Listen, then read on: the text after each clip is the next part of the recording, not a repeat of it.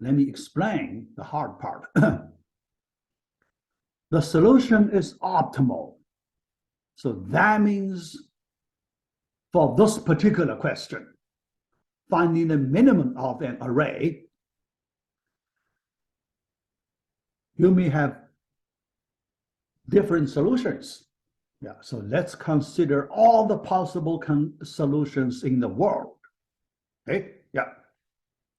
So among all the possible algorithms for this problem, how to show that this one is optimal. So this solution can beat, or no other solution can beat this one. No other solution can do better than this one. No other solution can use fewer than n-1 comparisons to find the solution. So that's what we want to show here. Okay? Is that hard? Yeah, think about it. Is that hard? Right? Yeah. So let's do that part. Yeah. Including unknown algorithms, right? All the possible algorithms, you need to include the algorithms that have not been developed, right? How do you know you can exhaust all the possible algorithms for this particular question, finding the minimum? Some algorithms may not have been developed at this point. Yeah. You also need to include those possible algorithms. The algorithm that could be developed in future, you also need to include those algorithms. So you can imagine how hard it is. Okay? Yeah, you need to cover all those even unknown algorithms. You need to cover them. Think about, is that possible? Yeah. You will see it's possible. You know, we will show, you know, even those undeveloped algorithms in the future, you know, at this point undeveloped. In future, they will be developed. Even those algorithms we can cover. All right, in our discussion, we will cover them. Okay, all right. Yeah, here, yeah. Let me do the convincing argument. Yeah. Here, we need to use some imaginations based on our real world experience. Yeah. Yeah, because here, the optimality issue, it's an abstract, pretty abstract. Yeah. Abstract means relatively hard to understand. Yeah. So in order to make the understanding easier, here I like to connect to some common real-world experience. Yeah. So if we connect to that experience, then the understanding will be much easier. Yeah. So what experience to connect? Our main operation is comparison. We compare two numbers. Yeah. Which one is larger, which one is smaller? That's our basic operation. Yeah. But in the real world, we want to have some similar action to use corresponding to this comparison. Analogous to this comparison, some action in the real world. So what's that? Match sports, a match in a sports game. Match in a sports game. Yeah. Two players. So they need to play a game against each other, winner and a loser. That kind of activity, we use that activity as the comparison activity. Similar to comparison activity, we use sports match to understand the comparison operation. Yeah. All right. So a match between two players, the possible outcomes. Yeah. So when you do comparison, less than, yeah, because here, think about, in this question, we want to find the minimum. That means an element with smaller value, then it's better, right? A smaller element will be the winner, right? Yeah. When we compare two elements, the smaller one will be the winner. The larger one will be the loser, right? Yeah, here. So for that relationship, so when we have this less than relationship, we make the element that is less than the other one the winner. Okay? Yeah. For the winner, that player gets a win. Okay? Gets a win. Yeah. Equal, then tie, greater than, lose or loss. Okay? Yeah. So this kind of, analogy. All right? Yeah. Now, with this understanding, let me make the convincing argument. Yeah. All right. Imagine that Ming is the final winner. Yeah. So for a sports game, many players, fighting for the championship. Okay? Fighting for the championship. Yeah. And we want to find the final winner of the championship. Okay? Yeah. So that champion corresponds to the Ming value here in this question. Yeah. All right. The champion needs to beat all the other players, all the other elements in the array through comparisons, directly or indirectly. Here, this is important. Directly or indirectly. Yeah. This part is slightly different from the real world situation. Yeah. All right. Directly, when we compare A and B, A less than B, we call this, B is a direct loser of A because there is a match, there is a game between these two players. Between these two players, A less than B, so it's a direct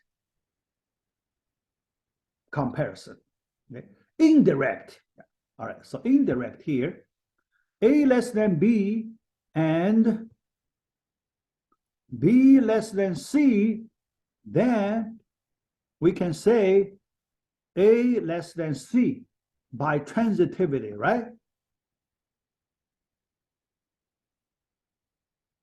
Transitivity property. Transitivity property. Okay? Transitivity property. In the real world, we cannot use this sometimes we may not be able to use this transitivity property, right? Yeah. But in math, we can always apply this transitivity property, right? In math. In real world, sometimes we can, sometimes we cannot, based on the rules. Yeah, based on the rules. Yeah. But here, in this particular question, we can apply this transitivity property. So that means we do not need to compare A with C directly, right? By the transitivity, we already know A less than C. Why we need to do another comparison? A with C. Yeah. If we have A less than B and a B less than C, It's enough. A less than C, right? Yeah. So in that situation, we call it indirectly. Okay. A beats C indirectly. Okay. Yeah. So, all right. Now, next, if an element loses once, then it is eliminated. Yeah. If an element loses once, it cannot be the minimum, right? If it loses once, that means it's greater than one element, at least one element. Then it cannot be the minimum. If it is not the minimum, then we can eliminate it from the minimum consideration, right? Yeah. So we have this statement. If an element loses once, it is eliminated. Okay, all right, yeah. Then next statement. Each comparison can only eliminate one element. Yeah, because each comparison, you have one winner, one loser. That loser is eliminated. You cannot eliminate more than one element, right? After one comparison, you eliminate two elements. That's impossible. Yeah. So each comparison can only eliminate at the most one element. Yeah. How about that? If we say at the most one, yeah, because you may do some redundant comparison. If you do redundant comparison, you may not be able to eliminate anyone, okay? Because you do some unnecessary comparison, okay? Yeah. So here, to say better, more accurate, yeah, can only eliminate at the most one. At the most one. Yeah, because there is a possibility you do some redundant comparison. No element, no new element is eliminated. Yeah. Yeah. All right. Yeah. Next one. We need to eliminate n-1 elements in order to find the minimum. Now, think about it. To get a final winner, you have to eliminate all the other elements, all the other players. Only the final winner, the champion, remains. All the other players must be eliminated. n-1 players, or here, n-1 elements must be eliminated in order to determine the final winner minimum. Thus, we need at least n-1 comparisons. Yeah, because one comparison you can only eliminate at the most one. In order to eliminate n-1 elements, you have to do at least n-1 comparisons. Think about that, this argument. Yeah. This is the critical one. So this argument is the critical one. Okay? Yeah. No matter which way you do, in order to find the minimum, you have to eliminate n-1 elements. To get that, you need to do at least n-1 comparisons. You may use more than n-1 because you may do redundant comparisons. If you do redundant comparison, you use more than n-1 comparisons, but the minimum is n-1 comparisons. That means you cannot use n-2 comparisons to find the minimum.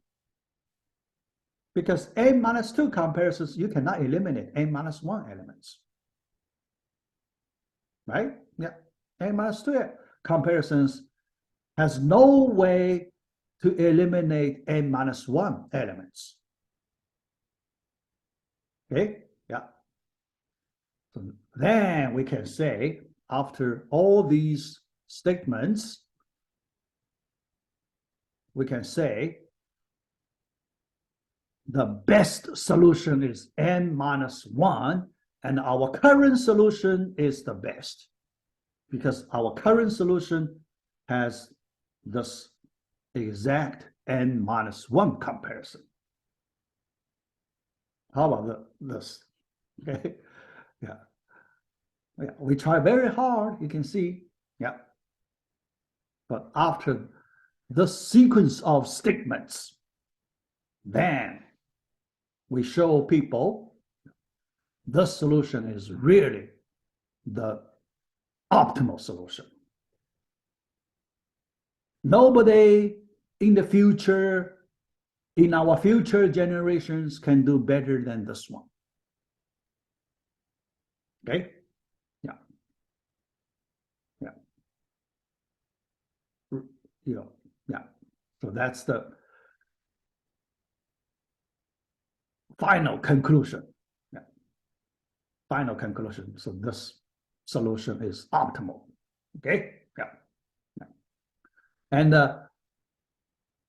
this question is simple. Finding the minimum. This question is simple. Yeah. And then later we will have many different challenging questions will be based on this one. Yeah. So I hope you spend some time to study this question better. Yeah. Because later, yeah, when I assign you homework questions, yeah, some of the several questions will be based on this one.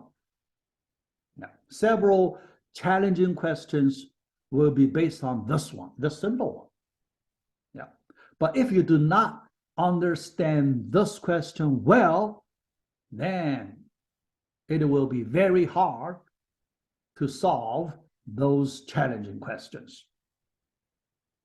Okay, yeah, yeah. All right, so we complete whole module 1, part D, A, B, C, D, yeah, the whole module, module 8, module 1, yeah. Okay, all right. Yeah, any question at this point? Yeah. Yeah. Yeah. Yeah. All right, so if no question, I want to move to the programming project, polynomial evaluation. Yeah. So I want to talk about, oh, all right, yeah, before that, yeah, here we use the elimination method, yeah, yeah, because here we talk about eliminate certain number of elements, yeah. So I want to emphasize this elimination idea is very important, yeah. Later, we will have many questions. If you use this elimination idea, then it will be much easier. Yeah. People may not be aware of this elimination approach, idea, thinking. Yeah. Then it could be very hard. Yeah. So here I emphasize. Yeah. So let's, do a summary. This elimination method. The first time we use this method here, elimination method. Yeah. All right. So what's that? This elimination method. Try to eliminate as many as possible elements. Yeah. Because when you do analysis, after some comparisons, yeah, here we mainly, yeah, we use the comparisons. After a certain number of comparisons, we notice that some of the elements cannot be the candidates. Yeah. Candidates for some goal. Yeah. Here, our minimum is the goal, right? Yeah. Some of the elements after a certain number of comparisons, they cannot be the minimum. Cannot be the candidates. Yeah. Here I use this general word, candidate, because for different question, our candidate could be the different element. For example, our candidate could be the maximum, right? Yeah. If we change the goal, finding the maximum, then our candidate will be the maximum, okay? If we change the goal to medium, finding the medium, then our candidate will be the medium, and so on, okay? Yeah. So here, after a certain number of comparisons, if we get enough information to say that certain elements cannot be the candidate or candidates sometimes, yeah, we can eliminate them from the consideration. Right? Eliminate as many as possible. Because after the elimination, our data is reduced, the data size is reduced. Then the problem becomes easier. Yeah. That's the essence of this that's the essence of this elimination method. Okay, yeah. Here you may feel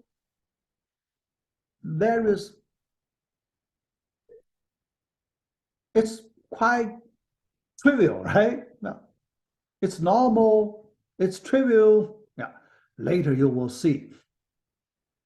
You may not be aware of it. It is simple, it is natural, it is, you can say trivial, but many times you may not be aware of, oh, these elements can be eliminated. Later, when I point out, oh, these elements can be eliminated from the consideration, then, well, you realize, oh, I should eliminate them earlier. Yeah, earlier. Yeah. Later, you will have that situation. When we find the median later, I will give you questions finding the median questions. Now, those questions usually pretty hard. Then you will have had the situation. Okay? Yeah. All right. Yeah. Question. Lacking understanding process, procedure for solving given problem. Problem type, how we are supposed to solve. All right, good.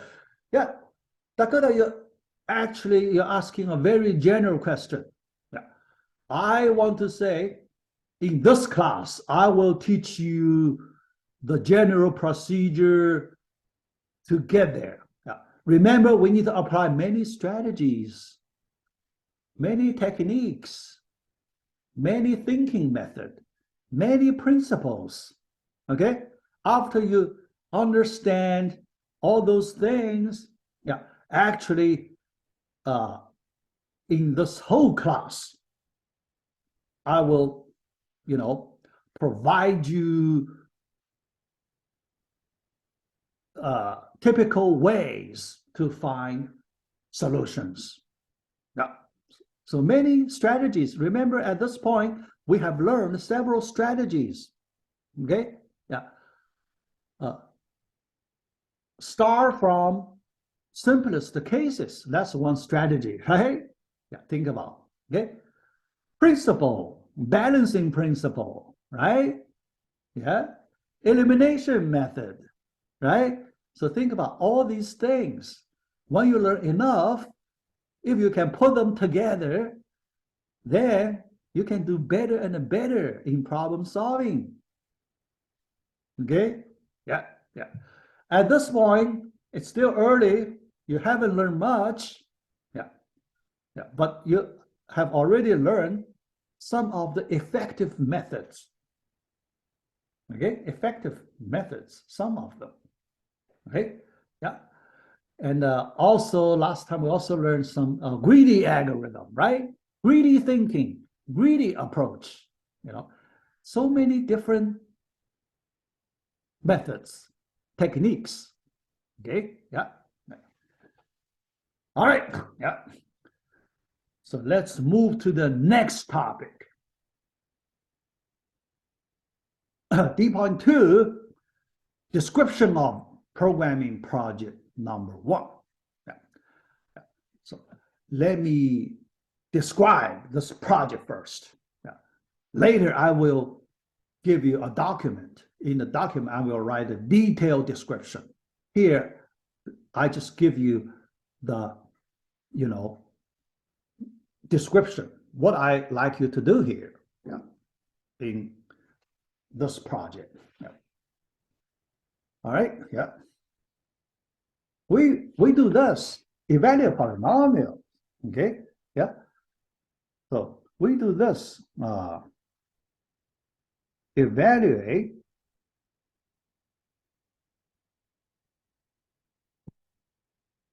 the polynomials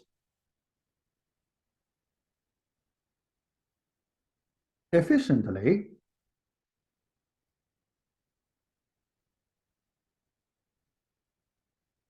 all right, the title of the project, okay? And we just learned that material, so we know how to evaluate polynomial efficiently. So we know the efficient way is Horner's rule.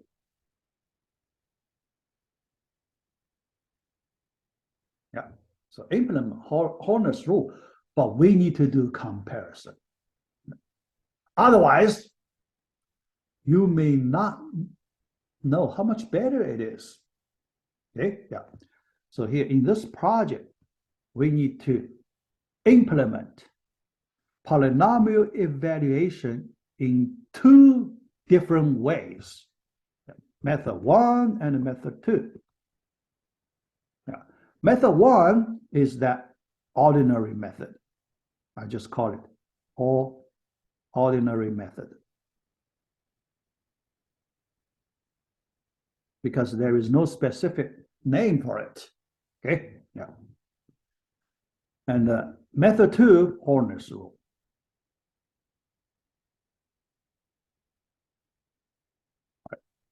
And we can do comparison, because these two methods, all right, they should return the same result.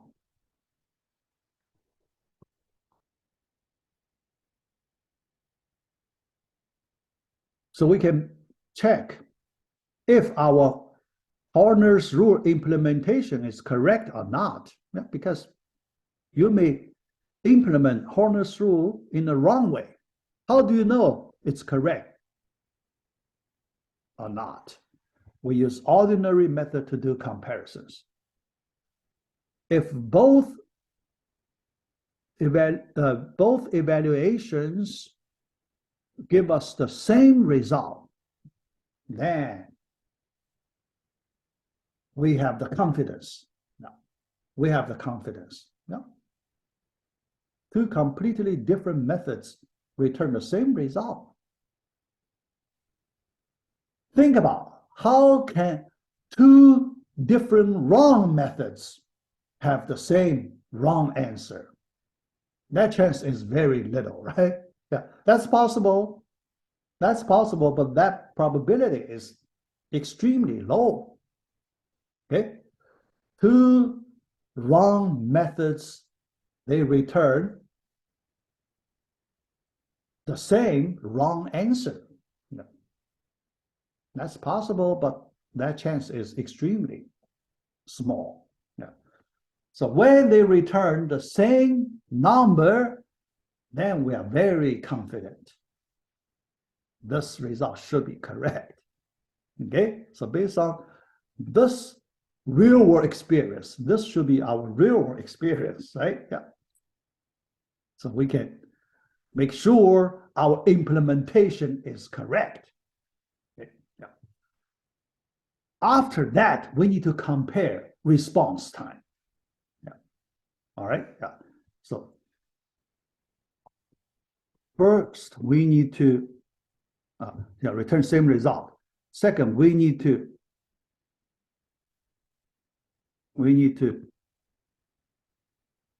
clock the response time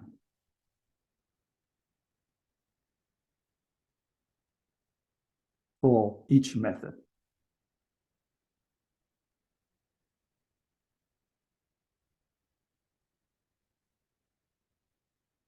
Which one is faster, which one is slow? We use the response time numbers. Yeah. The response time, yeah. So we like to use the milliseconds.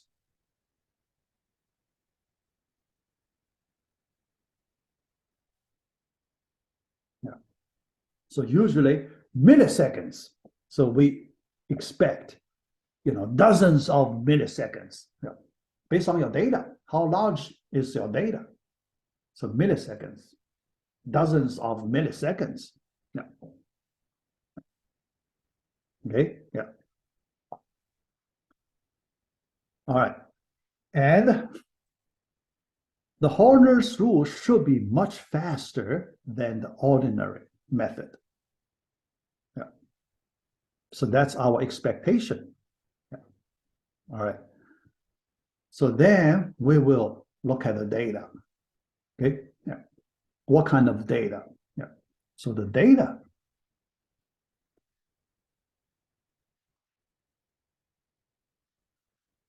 For this project, so I want to consider integer data.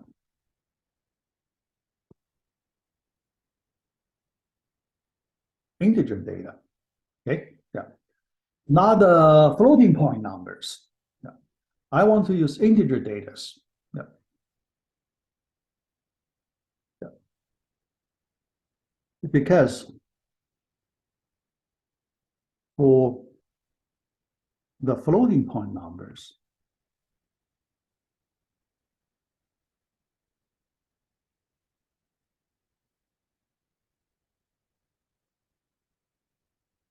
numbers 4, so we have two places we need to use data. One is the coefficients.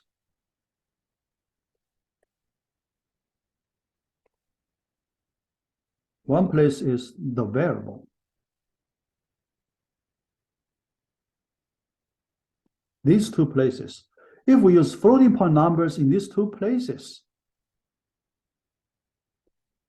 we may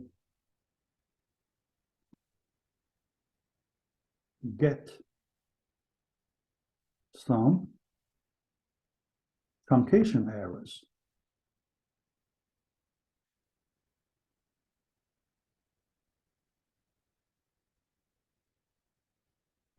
So what's that? Truncation. Remember, in a computer, when you use floating point numbers, when you calculate it, let's say floating point number x, okay? So you have a floating point number x.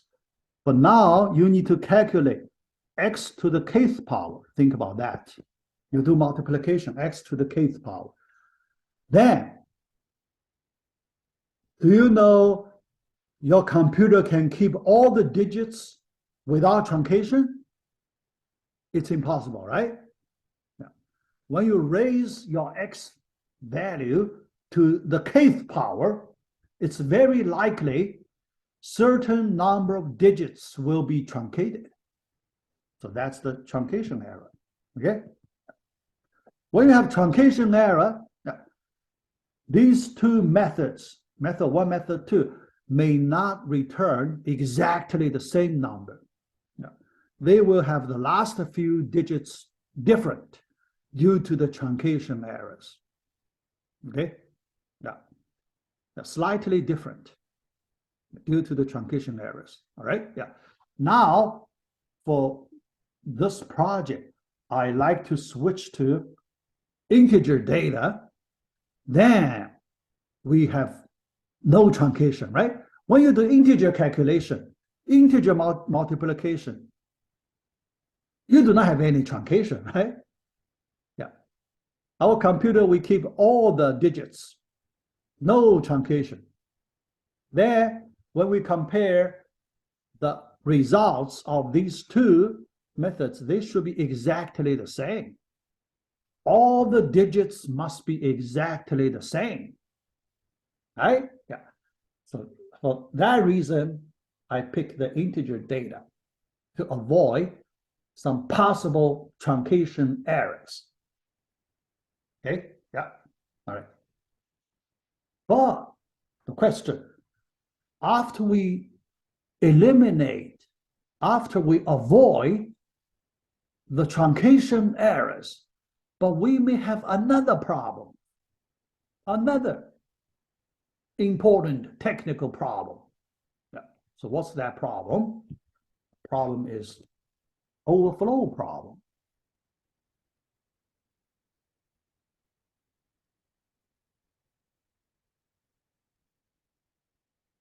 Okay.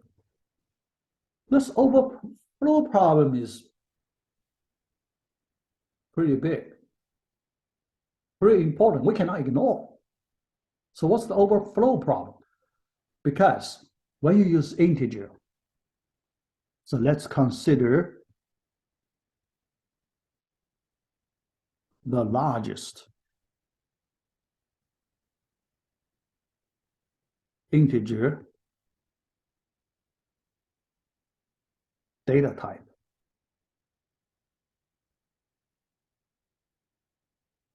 Here, let me use Java, okay? Java, okay? Yeah. So it's called a long integer, long integer. Yeah, just keyword long, but it's long integer. And this data type use 8 bytes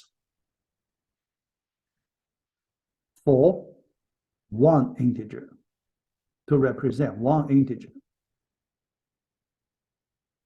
Yeah. All right. 8 bytes for one integer. All right. Yeah. But 8 bytes, there is a limit, right? How big is integer you can represent? Yeah. 8 bytes, 64 bits. 8 bytes equals 64 bits. And the first bit is the sign bit. The first bit is used to represent, plus minus sign. So we call it sign bit. So it cannot be used to represent number, the value part, sign bit. That means the largest integer you can represent is 2 to the 63rd minus 1. Okay? Yeah. This is the largest long integer. Okay? But when we do our calculation in a polynomial, we can easily get our polynomial value greater than this largest long integer, right? Yeah. We can easily get an integer greater than this largest long integer. Then we get overflow. If we get overflow, the value would be wrong. When you get overflow, okay, the computer overflow occurs because your number is greater than the limit. Yeah. So overflow occurs, then the last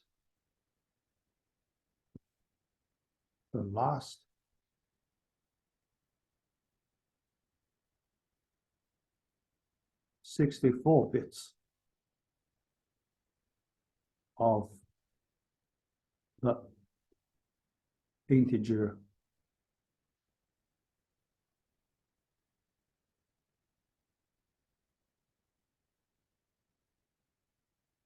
would remain. Yeah. The bits higher than the last 64 bits would be truncated. Okay? Yeah. So the higher bits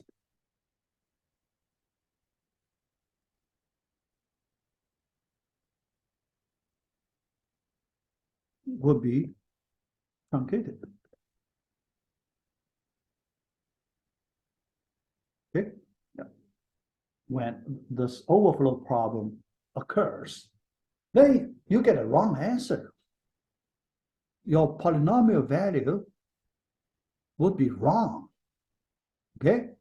Yeah, would be wrong. So the question, how to avoid it? We want to avoid this overflow problem. Okay? Yeah.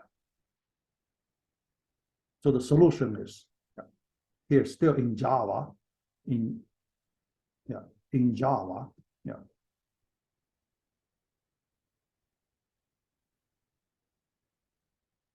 we can use a special Java class, a special Java class.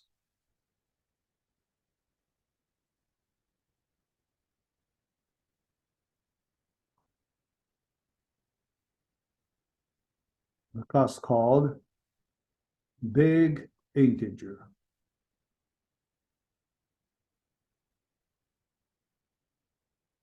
Okay, this big integer. Yeah, let me write.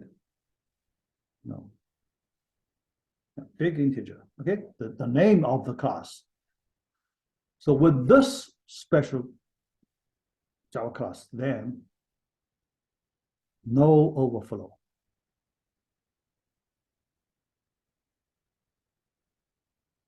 Overflow.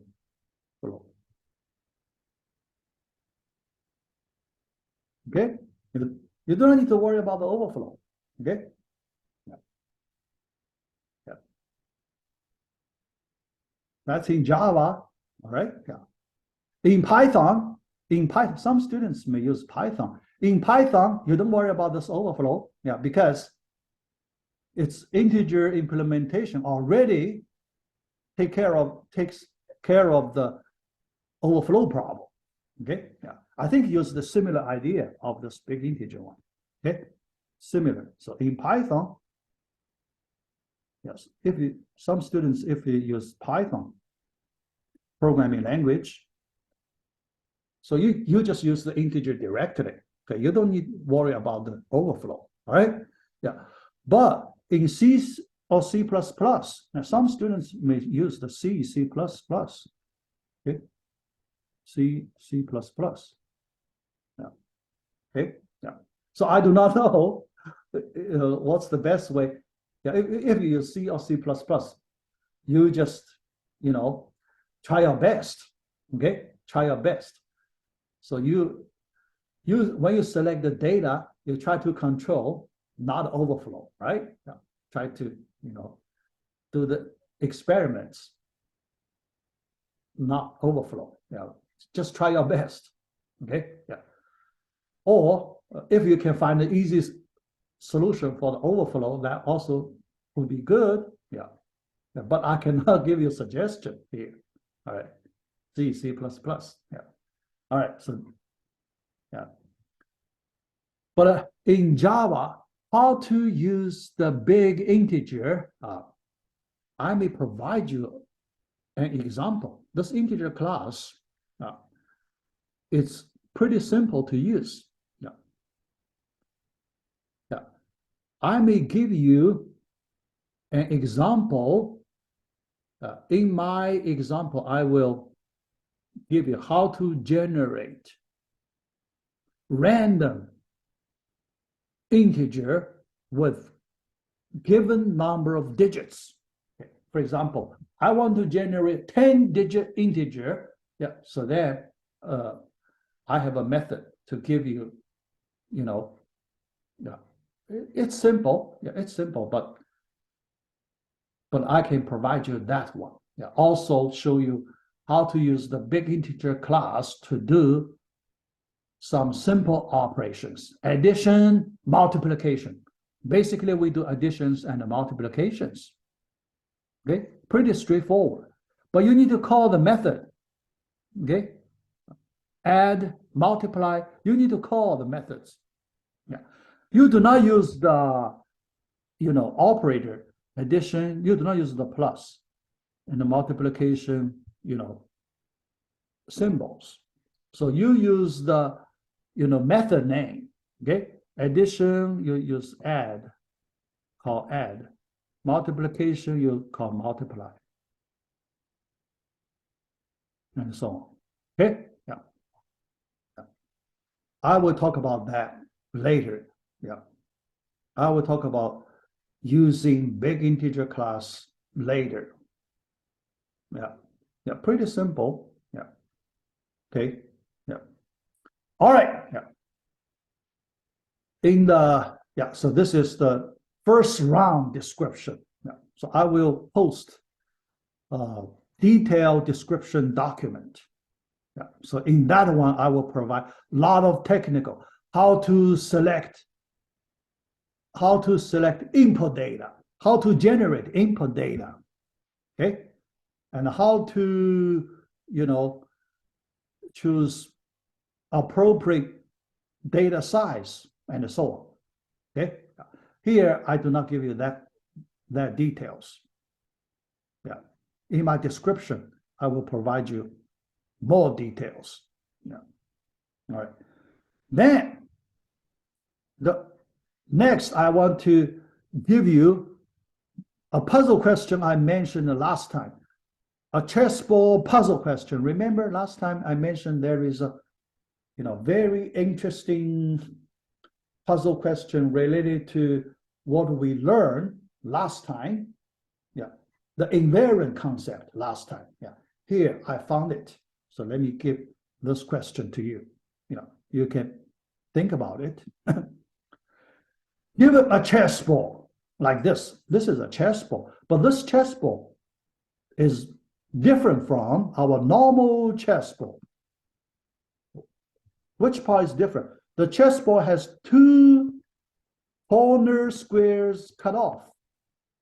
Look at it, this corner square and also this corner square. These two cut off. The upper left corner and the lower right corner. These two squares are cut off. Okay? Yeah. After that, then we want to use dominoes. Yeah, dominoes, right? This, rectangle.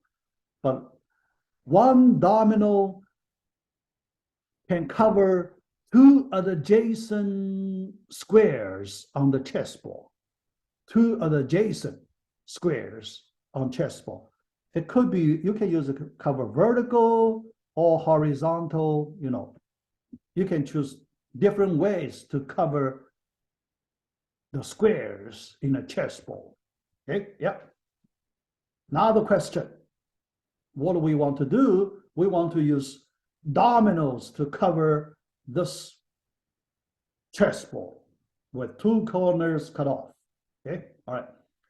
Is it possible to use 31 dominoes to cover? Yeah, because the total there are 64 squares. After we cut off two squares, we only have 62 squares, right?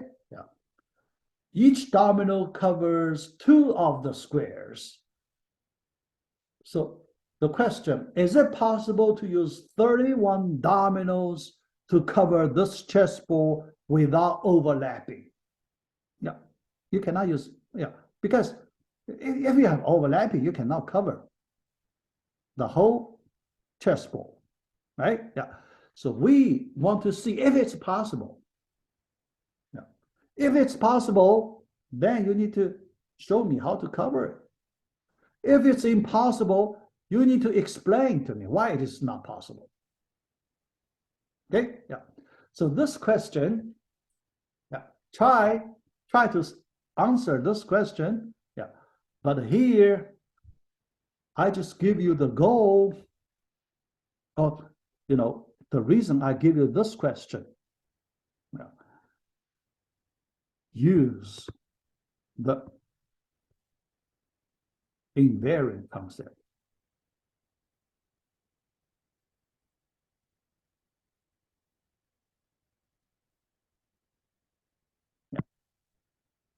Actually, the reason I choose this question, I want to show you the power of the invariant method. Yeah. So my goal here, I want to show the power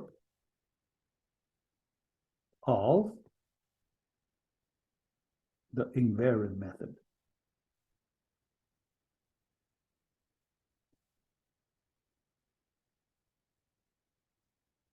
Very powerful. Okay? Yeah. Because if you do not use this concept or this method, it could be very hard to solve this puzzle. Very hard. Okay? You can try, very hard. But if you can discover, yeah, you need to discover, because this invariant is hidden. It's hidden. It's not easy to discover. You need to really pay some effort to discover the hidden invariant. Then you apply this invariant quantity, then you can answer this puzzle question easily. After you discover it, the answer should be very easy. That's the goal of this puzzle question. Okay? Yeah? Think about it. Yeah. Because you can see another reason, we rely on some advanced concept. Here, I treat this invariant concept as an advanced concept. Okay. We rely on some advanced concept because here, this chessboard, pretty complicated. If you really try to use dominoes to cover, you can imagine how many possibilities. There are a large number of different ways to cover this chessboard, right?